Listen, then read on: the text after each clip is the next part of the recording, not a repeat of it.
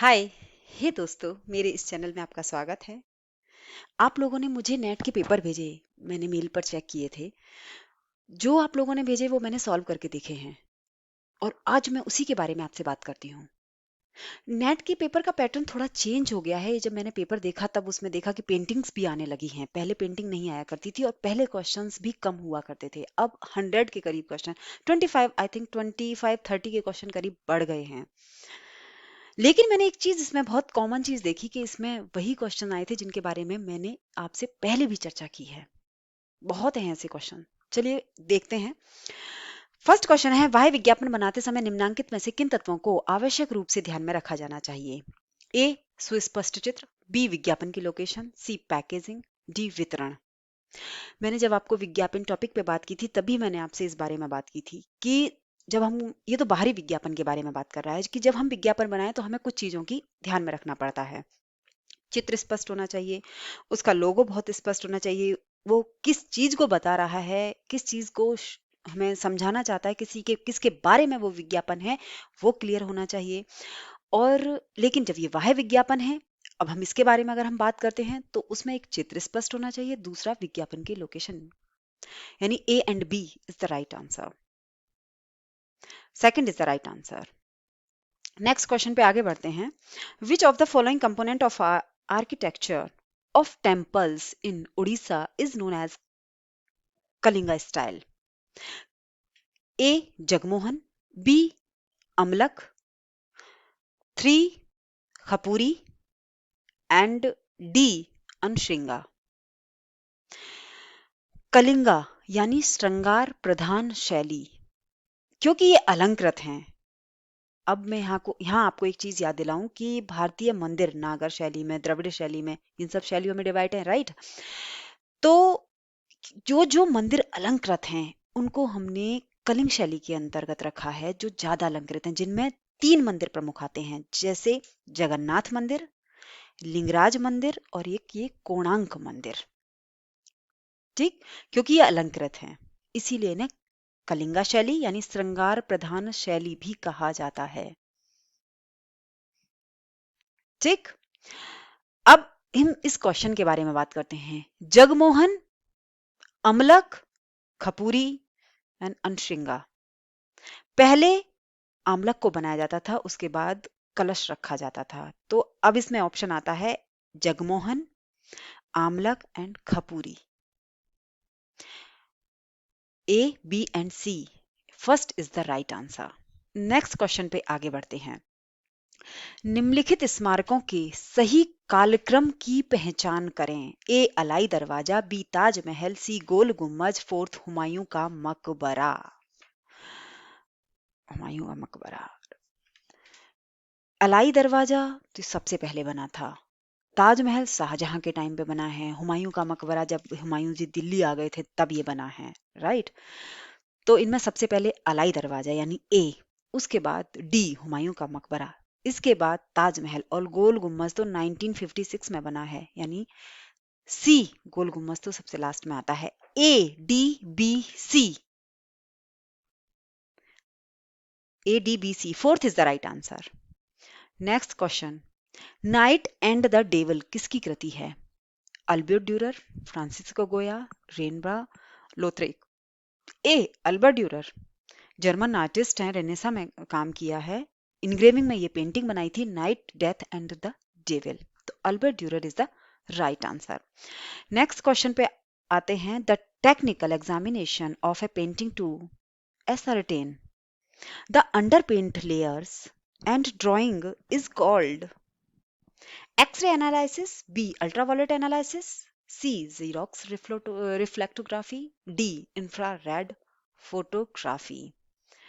X-ray analysis A right है, ultraviolet analysis right है, infrared photography ये राइट है, जीरोक्स फोटोग्राफी इसमें इंक्लूड नहीं होगी। A, B and D, third is the right answer. A, B and D are correct. Choose the correct chronological यानी काल क्रमानुसार, right, of print makers, Rembrandt, गोया, हूपर, जेम्स एंसोर। ये एक डच पेंटर हैं। एडवर्ड हूपर अमेरिकन पेंटर हैं। James एंसोर Belgium painter हैं।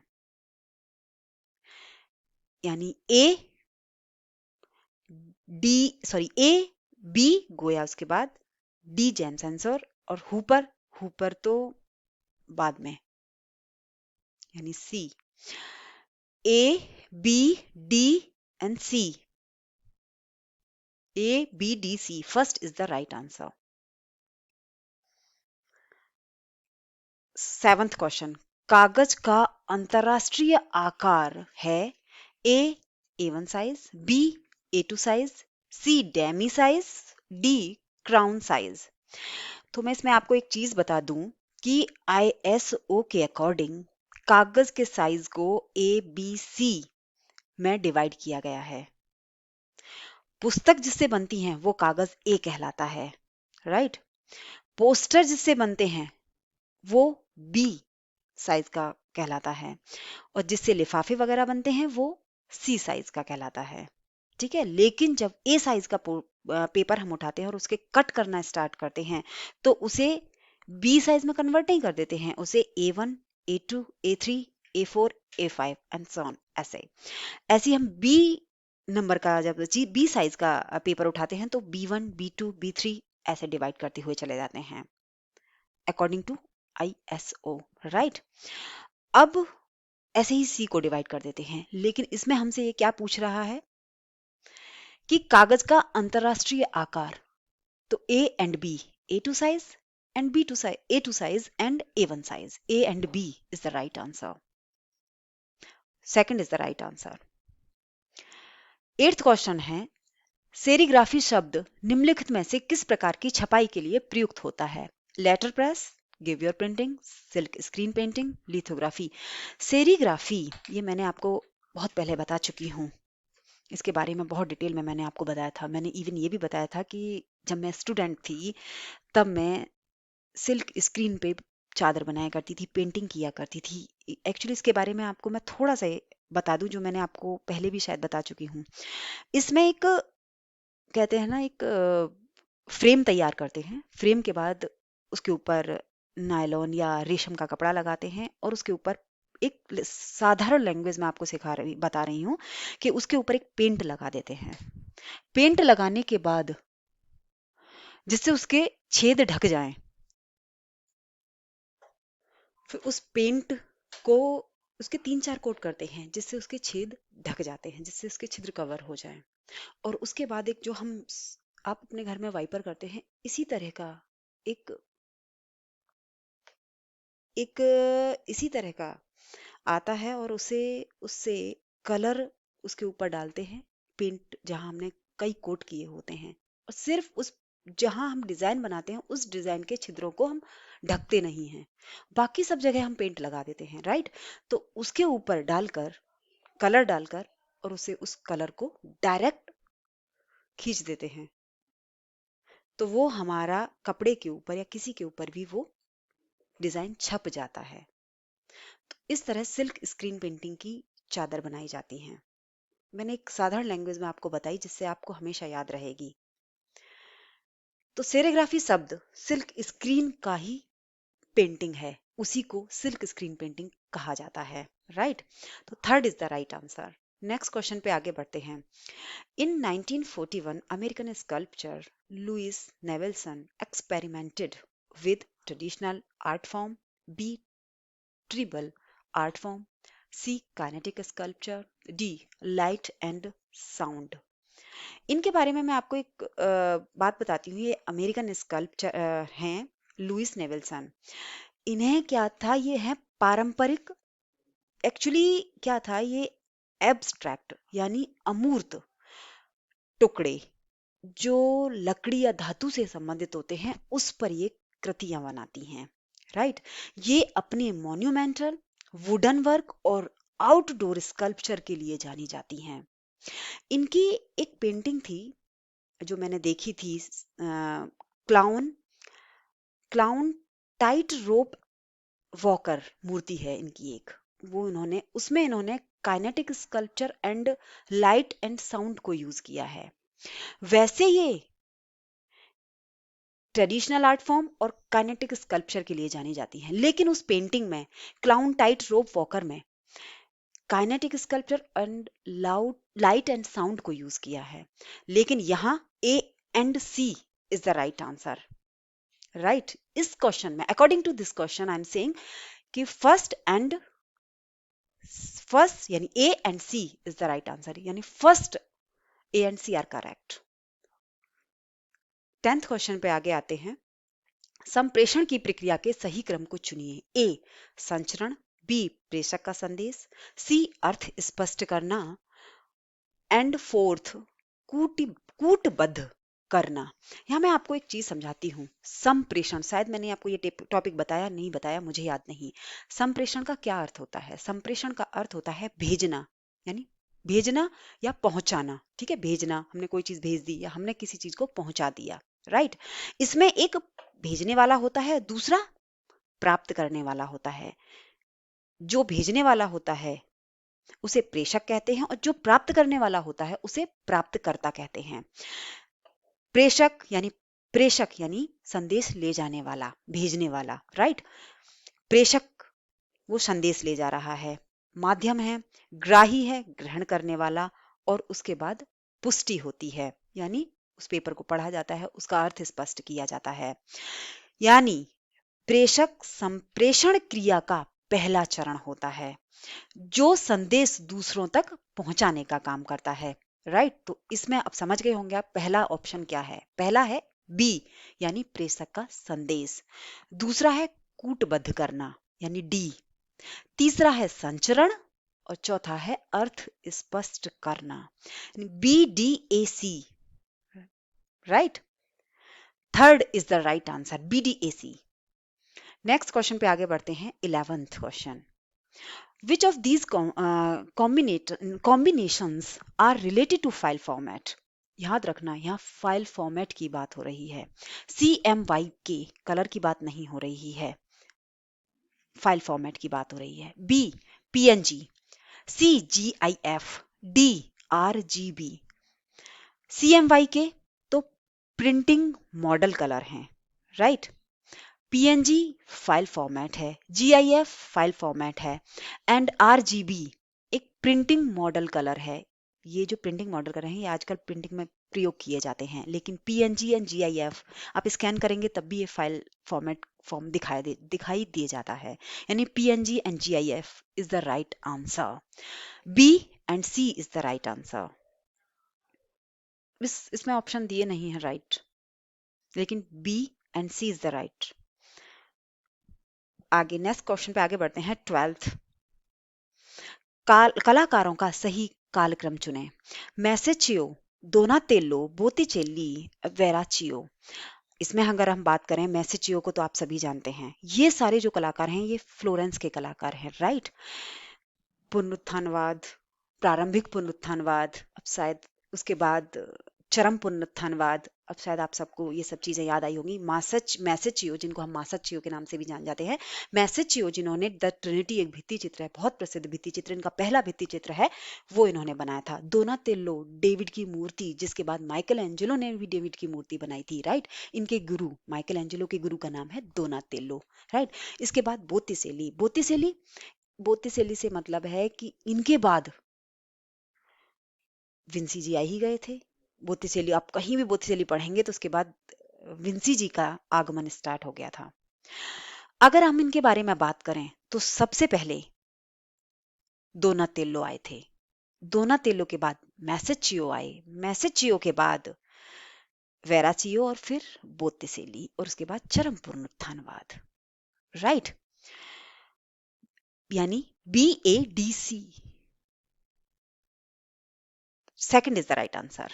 Next question पे आगे बढ़ते हैं। सूची फर्स्ट और सूची सेकंड से सुमेलित करें। सूची फर्स्ट को सेकंड सूची से सुमेलित करें। सूची फर्स्ट क्या है? Abstract, speed, city square, Ramayana, head of Shiva, ये पेंटिंग्स हैं और हमें ये इनकी बनाई हुई कृतियां हैं जिन्हें हमें इनके जिन्होंने बनाई हैं उनके साथ सुमेलित करना है। एब्स्ट्रैक्ट स्पीड किसने बनाई है? बल्ला जी ने एब्स्ट्रैक्ट स्पीड बनाई है। सिटी स्क्वायर को सभी जानते हैं, मैंने कई बार इसका बारे में बातें की हैं कि ये अल्बर्टो ने बनाई हैं। रामायण जेमिनी राय ने बनाई है और हेड ऑफ शिवा नंदलाल बोस ने बनाई है। राइट, एब्स्ट्रैक्ट स्पीड यानी first is the right answer. Next question पे आगे बढ़ते हैं। वुड वुड कट यानी लकड़ी, वुडकट छपाई की तकनीकी रही है जिसका बहुत अधिक प्रयोग अभिव्यक्ति और प्रचार के लिए किया जाता है। तर्क क्या है इसका? क्योंकि कास्ट सुलभता पूर्वक उपलब्ध और आसानी से कटने वाली चीज है। ये तो बिल्कुल बात सही है। ए एंड यानी अभिकथन और उनका तर्क सही है, दोनों बातें सही हैं। Fourth is the right answer. Following are the names of sculpture: Bernini, Brunelleschi, Hanson और मातिस। अब ये हैंसन जो है तो आप, आई थिंक मैंने भी इसके बारे में चर्चा नहीं की, ये था आई थिंक फर्स्ट टाइम आप पढ़ रहे हैं, जो एक ये अमेरिकन आर्टिस्ट हैं। मातिस के बारे में आप जानते हैं। बर्निनी के बारे में भी आप जानते हैं, बरोक स्टाइल के कलाकार हैं, यानी एक इटालियन कलाकार हैं। राइट। ब्रूनेलेसी जो हैं ये फादर ऑफ रेनेसा स्कल्पचर हैं, आर्किटेक्चर हैं। अब इसका हमें सही तरीके से इनको लगाना है। राइट। तो सबसे पहले ब्रूनेलेसी आते हैं, ब्रूनेलेसी, उसके बाद बर्निनी, उसके बाद मातिस जी आते हैं, मातिस जी के बाद हेंसन आ जाते हैं, अमेरिकन आर्टिस्ट, यानी BADC। BADC second is the right answer. Next question पे हम आगे बढ़ते हैं। सूची फर्स्ट और सूची सेकंड को सुमेलित कीजिए। सूची फर्स्ट में क्या है? ए प्रसून जोशी, शाहिद कपूर, सी प्रदीप सरकार, डी अविनाश पसरीचा। प्रसून जोशी कौन है? हम जानते हैं सेंसर बोर्ड के अध्यक्ष हैं प्रसून जोशी। शाहिद कपूर एक अभिनेता हैं। प्रदीप सरकार एक विज्ञापन करता है। और अविनाश पसरीचा ये तो फोटोग्राफर है, इन्हें तो सभी जानते हैं। A third is the right answer. Next question पे आगे बढ़ते हैं। 17th क्वेश्चन है, अजंता की कौन सी गुफाएं अपने भित्ति चित्रों के लिए प्रसिद्ध हैं? ए 29 गुफाएं। 29 मैंने आपसे पहले ही कहा था जब अजंता पढ़ाई थी कि कहीं कहीं 29 गुफाओं के नाम भी आएंगे, तो कंफ्यूज मत होना, परेशान मत होना, क्योंकि 15 बाद में आई थी। राइट। 5 चैत्य, सभी विहार, सभी तो विहार नहीं है, ये तो रॉन्ग स्टेटमेंट है। डी सी फर्ग्यूसन द्वारा दी गई संख्या, ये फर्ग्यूसन ने ही दी थी संख्या, ये भी राइट है। तो ए हमारा सही है 29 गुफाएं, बी 5 चैत्य गुफाएं, ये भी सही है, 5 नहीं 6। तो अगर 6 नहीं आई 5 आ गई तो फिर कंफ्यूज मत होइए। सभी विहार है, ये बिल्कुल रॉन्ग स्टेटमेंट है, सभी विहार गुफा नहीं थी, क्योंकि अजंता की 2 प्रकार की गुफाएं हमें प्राप्त हुई थी। राइट। तो ये स्टेटमेंट बिल्कुल गलत है। डी फर्ग्यूसन द्वारा दी गई संख्या, ये राइट स्टेटमेंट है, यानी A B and D is the right answer. Third is the A B and D is the right answer. Next question पे आगे बढ़ते हैं। 18 हिक्की गजट, इसको तो शायद मुझे बताने की इससे इजी क्वेश्चन शायद नहीं आ सकता था, आपने देखते ही पढ़ लिया होगा। हिक्कीज बंगाल गजट, ये न्यूज़पेपर का नाम आया करता था, मैंने आपको बताया था ये। तो third is the right answer. Next question में आगे बढ़ते हैं। After using 4 colours when we use another colour is printing is called: A 4+1 color is offset, second 5 color printing, third extra color, fourth special color। Special का क्या मतलब होता है? Special का मतलब होता है विशेष, कुछ कोई चीज अलग से दिखाई देने लगे या कोई चीज स्पेशल नजर आने लगे तो वो स्पेशल कलर के अंतर्गत आता है। जब इसमें हमने कुछ एक्स्ट्रा कलर यूज किया, दूसरा कलर हमने यूज किया, तो वो हमें स्पेशल कलर उसने हमें प्रदान किया, तो वो स्पेशल कलर के अंदर ही आएगा। Fourth special colour is the right answer. Next question पे आगे बढ़ते हैं। फड़ लोक कला किसका एक रूप है? First Madhubani, second Kalighat, third Purulia, fourth Bhilwara. फड़ आप सभी जानते हैं राजस्थानी लोक कला है फड़। राजस्थान यानी भीलवाड़ा। ये फड़ जो है ये बापूजी यानी स्थानीय लोक देवी देवताओं के चित्र बनाए जाते हैं इस फड़ लोक कला के अंतर्गत। ये राजस्थान की लोक कला के अंतर्गत आती है, राइट। यानी फोर्थ भीलवाड़ा इज द, उसने राजस्थान नाम नहीं, मैंने आपसे पहले ही कहा था नेट में सीधी सीधी कोई बात नहीं पूछी जाएगी, हमारे टाइम पे भी नहीं पूछी जाती थी, वो थोड़ा घुमा के ही पूछेंगे। सीधा सीधा आपसे पूछ लेंगे तो फिर टीजीटी पीजीटी हो जाएगा वो। तो Bhilwara is the right answer. इसलिए माइंड को हमेशा प्रिपेयर करके चलो, स्ट्रॉन्ग करके चलो। यही मैं थोड़ा सा आपको एक बात बताना चाहती हूँ कि आज जब मैं न्यूज़पेपर पढ़ रही थी तो मैंने उस न्यूज़पेपर में पढ़ा था कि एक लड़की ने NEET यानी डॉक्टर से रिलेटेड एग्जाम होता है वो उसने दिया था। तो उसने जब रिजल्ट आया तो पोर्टल में उसने अपने मार्क्स में 6 लिखा हुआ देखा और उसके बाद उसने सुसाइड कर लिया। जबकि नेटवर्क इशू के कारण यानी कुछ साइट इशू था, उसी के कारण उसे 6 दिखाई दे रहा था, उसके रियल मार्क्स उसे दिखाई नहीं दे रहे थे। और उसने सुसाइड कर लिया। लेकिन जब उसकी बाद में उसके मार्क्स देखे गए तो 590 यानी 590 उसके नंबर थे 600 में से। तो ये टॉपर ब्रिलियंट गर्ल थी वो, और उसने सुसाइड कर लिया थोड़ी सी नासमझी के कारण। मेरे इस बात को बताने का सिर्फ एक ही रीजन था कि सुसाइड करना कोई प्रॉब्लम का सॉल्यूशन तो होता नहीं है। खुद पर भरोसा करो, खुद की मेहनत पर भरोसा करो। एक बार के फेल होने से कोई लाइफ बर्बाद नहीं हो जाती है, लाइफ में पूरी लाइफ फेल नहीं हो जाती है। उसे एक आपको जिंदगी मिली है, उसमें कुछ चीजें हासिल करने के लिए मिली है। अगर आपने सोचा है कि मुझे नेट क्रॉस करना है तो उसके लिए आप अगर एक बार फेल हो रहे हैं हम और दूसरी बार भी फेल हो रहे हैं तो हम तीसरी बार ट्राई करें। इसका मतलब ये नहीं है कि हम छोड़ के बैठ जाएं या फिर हम सुसाइड कर लें। सुसाइड करना this is not the solution, right. हमें जितना हम पहली बार हमने मार्क्स लाए थे हम या हम फेल हो गए थे तो हम दूसरी बार इतने अच्छे से खड़े हों कि हम खुद को कह सकें कि हाँ ये हमने किया, राइट। तो बस मेरा आपको से कहने का, कभी हिम्मत मत हारना, सिर्फ मेहनत करना और माइंड अपना फोकस करके एग्जाम देने के लिए बैठो। जब भी बैठो ध्यान से पढ़ो और एग्जाम भी ध्यान से पढ़ के क्वेश्चन को 2 बार पढ़ो और तब उसका आंसर इसमें ढूंढो। क्वेश्चन के अंदर ही उसका आंसर होता है। चलिए आगे बढ़ते हैं। इंटेग्लियो प्रिंटिंग के सही क्रम का चयन करें। Plate, failed, ground, D paper. हमें इन्हें सही क्रम में लगाना है, राइट। सही क्रम का चयन करना है। तो सबसे पहले आता है प्लेट, दूसरा आता है दूसरा आता है फेल्ड, तीसरा आता है ग्राउंड और चौथा होता है paper. A plate, B felt, तीसरा ग्राउंड और चौथा paper, right. A, C, B and D. I think इसमें तो दे ही नहीं रखा, A, C and D. Third is the right answer. इसमें बी ऑप्शन में नहीं दे रखा है, फेल्ड हटा दिया है, कोई बात नहीं है। तो A, C and D is the right answer. तभी तो मैंने कहा आपसे ध्यान से क्वेश्चन को पढ़ो और आंसर भी ध्यान से पढ़ो, तब उसके बाद टिक लगाओ। 22वां क्वेश्चन है अभिकथन ए। भारतीय पारंपरिक धात्विक निक्षेपण को ग्रेविटी कास्ट की श्रेणी में रखा जाता है। तर्क, ग्रेविटी कास्ट में पिघलाई गई धातु को जले हुए मोम के स्थान में सीधा उड़ेला जाता है। ये मूर्ति की बात हो रही है, राइट। तो this is the right statement, both are right.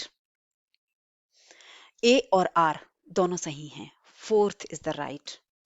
Next question पे आगे बढ़ते हैं। 23वां क्वेश्चन है कला दृश्यमान का पुनरुत्पादन नहीं करती, दोबारा उत्पादन नहीं करती, बल्कि यह दृश्यमान को बनाती है।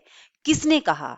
इस बात को ध्यान से सुनो, ये स्पेशली पढ़ने वाली बात होती है 2 बार। कला दृश्यमान का पुनरुत्पादन नहीं करती, बल्कि यह दृश्यमान को बनाती है, देखने वाली चीजों को बनाती है। ये किसने कहा है? कला देखने वाली चीजों को बनाती है, ये बिल्कुल सही है। ये फ्रांसिस बेकन ने कहा, पॉल क्ली ने कहा, कॉर्डिंस्की ने कहा, जॉर्ज रूआ ने कहा। सेकंड, पॉल क्ली is the right answer. Next question पे आगे बढ़ते हैं। पुस्तक प्रेजेंस ऑफ शिवा किसने लिखी? First Gombrich, R Collingwood, Stella Kramrisch, Arnheim. Presence of Shiva सभी जानते हैं, आप सभी, स्टेला क्रैम्ब्रिज ने लिखी है। नेक्स्ट क्वेश्चन पे आगे बढ़ते हैं। Folder comes under which category of advertising?